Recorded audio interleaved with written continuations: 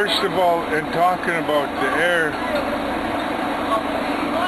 for the next 10 years, we don't have to grow one tree in order to maintain the lumber industry and the pulp mill industry.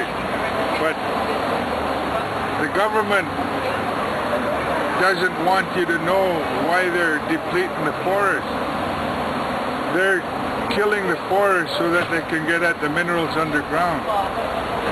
So they're getting paid to remove the trees, and they're also getting paid for the corporations from overseas to come in and extract at will. Not taking into consideration the depletion of the air when you kill the forest.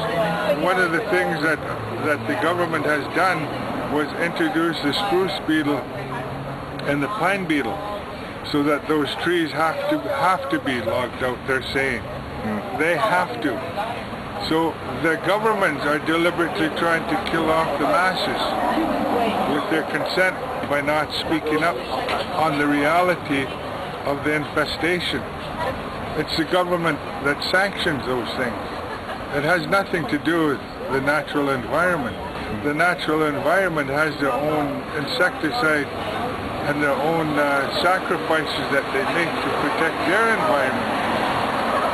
So I don't believe for 1 minute that there's any truth that there is a big influx or a big infestation developed in the natural environment. It is introduced. There's no other way to do that other than to introduce it. So in the Kitimat area, because they know what they did, trying to play God, that they introduced more spruce beetle. Now they have an infestation. They would like to cut down all the trees. What's underground in the Kitimat Valley that they want to sell to, I don't know who, maybe China, Sweden, Germany. I don't know who has claims up there for mining. So these are the things that people don't know. That's the government's responsibility, is to keep the people ignorant of the fact of what they're really doing. So anything unusual is not done by nature itself. It's done by the man who is in control and looking for more money without consequence to himself or to his people or to the corporation, just to the people that live in that vicinity. There is no conscience in how chemicals are dispersed into the environment. They don't care as long as they make the bottom line, right? Any corporation, any chemical corporation, the governments are all a part of it. They don't really care as long as they make money and show that they're making money to the shareholders. They have no conscience. They don't care about how things are regulated. There are no regulations as far as I'm concerned. Just to put a band-aid over